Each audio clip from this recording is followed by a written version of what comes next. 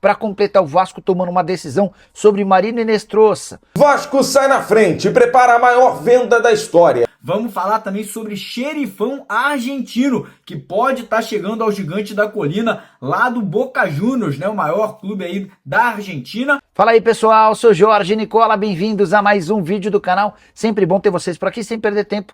Pedir para deixar like, se inscrever no canal e ativar as notificações. Desejar Feliz Dia das Mães para todas as mamães que me assistem por aqui.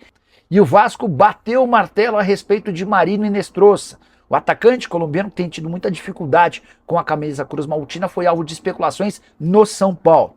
Antes de gravar esse vídeo, eu entrei em contato com uma pessoa super importante dentro do Cruz Maltina e perguntei: existe a chance de o Inestrosa ser negociado? Importante registrar que desde que chegou ao custo de 30 milhões de reais, o Inestrosa tem 15 partidas, nenhum gol e nenhuma assistência. Seu melhor momento foi justamente no último jogo, quando atuou como titular por 89 minutos na vitória de virada contra o Audax Italiano. Abre aspas para essa minha fonte: o Marino é muito bom jogador, não tem a menor chance de ele sair. Estamos trabalhando para adaptá-lo o mais rápido possível, com a certeza de que ele vai ajudar demais o Vasco ao longo da temporada.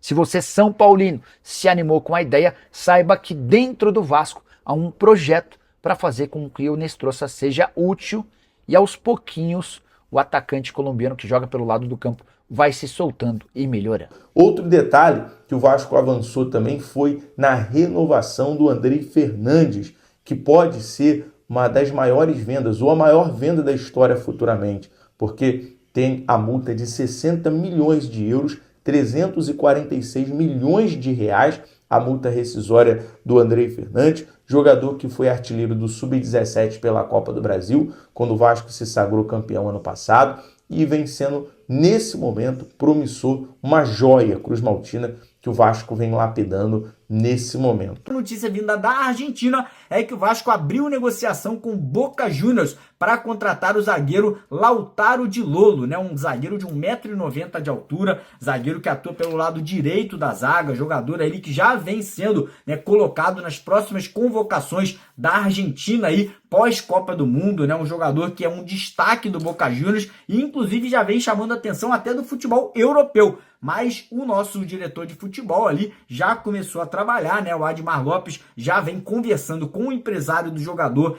e também com o Boca Juniors e parece que o Vasco está disposto a pagar mais de 40 milhões de reais pela contratação desse atleta aí de apenas 21 anos de idade.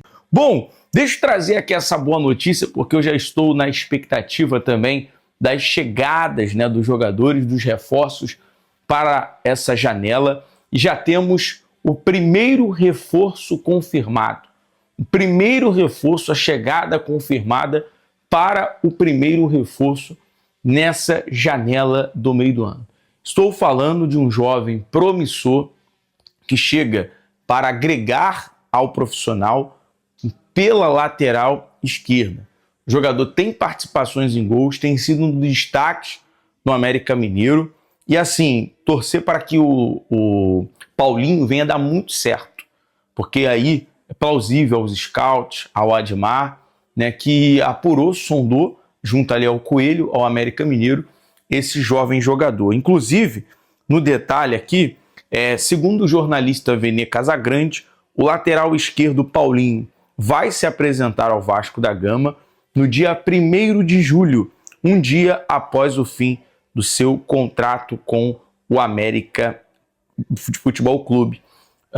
Aos 21 anos, o jogador vem sendo um dos destaques do Coelho da temporada. Até aqui, soma 20 partidas disputadas com 3 gols marcados e 1 assistência. 3 gols marcados, 1 assistência, um bom número, né, para um lateral esquerdo. E um detalhe importante, tá? A gente está de olho porque essa movimentação, se ele vai se apresentar no dia 1º de julho, então, no finalzinho ali de junho, ele está chegando aqui pelo Rio. A gente vai tentar fazer aquele movimento, né, que o BTB Esportes tem o costume e o hábito da chegada no aeroporto, né, e, claro, receber mais um reforço Cruz Maltino. O nono clube que mais deve no Brasil é o Vasco da Gama, 839 milhões de reais. Era a pendência do Cruz Maltino da virada de 2025 para 2026. Mas o que mais causa preocupação é a capacidade de arrecadação de 570 milhões de reais. Isso significa que o Vasco hoje tem receitas muito inferiores a despesas. A sorte do torcedor cruzmaltino é que a recuperação judicial implantada recentemente já ajudou em uma série de organizações de dívidas e principalmente a venda da SAF para Marcos Lamacchia, filho de José Roberto Lamacchia, o dono da Crefisa, negociações muito avançadas. O acordo deve ser sacramentado ainda no primeiro semestre de 2026, permitindo um aporte de 2 bilhões de reais, que vai ajudar com pagamentos de dívidas, melhoria de infraestrutura, além de uma evolução considerável do departamento de futebol. Informação importante no Vasco: Pedrinho, como presidente do clube, está bem perto de assinar o memorando de entendimentos com Marcos Lamacchia, filho de José Roberto Lamacchia, o dono da Crefisa. A negociação está super alinhada. Posso contar para vocês que as partes já concordaram com cláusulas, valores e toda a proteção da instituição exigida pelo Pedrinho. Faltam pequenos ajustes para serem aliados antes da assinatura desse memorando de entendimentos. E aí o passo seguinte é levar o caso para ser votado no Conselho Deliberativo do Cruzmaltino. Coisa avançou e está bem perto de ser concretizada, com a possibilidade de um aporte de 2 bilhões de reais, muito voltado para a quitação das dívidas do clube. O Vasco passa por um período de recuperação judicial, o que permite ao investidor entender exatamente onde estão as dívidas e quanto vai ter de ser pago, além de muito investimento em infraestrutura e melhoria do centro de treinamento de base, do estádio, enfim. A ideia com Marcos Lamacchia é um projeto a médio e longo prazo, para que o Vasco continue sendo sustentável, pagando salários em dia e se torne cada vez mais competitivo.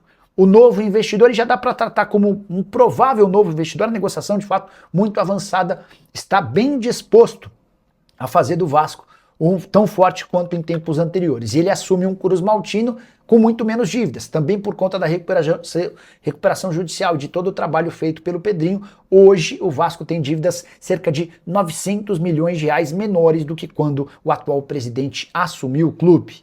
Você, torcedor cruzmaltino, está animado com a possibilidade de venda da SAF?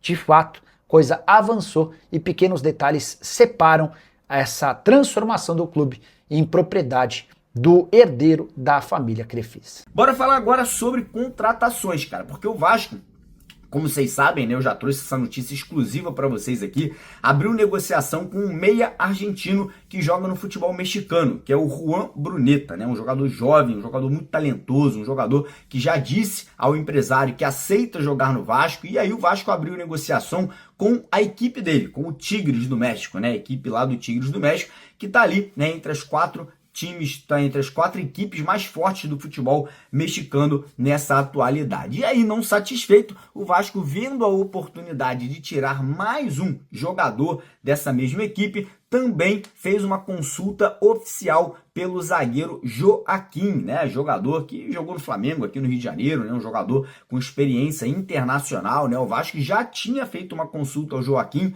no ano passado. Acabou que a negociação não avançou, mas pela necessidade extrema hoje que o Vasco tem por um zagueiro, um cara mais experiente, um cara que já conheça o futebol brasileiro, que não vai demorar a ter um período de adaptação muito longo, o Vasco entende que pode ser aí uma boa arma, né? Pode ser aí uma boa estratégia essa tentativa de trazer dois atletas de um mesmo time, porque você já está negociando direto com a equipe, né? Com os diretores lá, com o presidente da equipe do Tigres do México, e pode acabar facilitando, né, nessa negociação. Para mim, eu aprovo as negociações dos dois jogadores. O Bruneta, jogador argentino de altíssima qualidade técnica, um ótimo finalizador, um jogador que sem sombra de dúvida chegaria aqui ao futebol brasileiro e seria um dos grandes destaques ali, jogando como camisa 10, como meio atacante. Ele me lembra um pouco o Arrascaeta, mas um pouco mais de mobilidade. Então, gostaria muito de ver, né, o Bruneta vestindo a camisa do Vasco. E o Joaquim,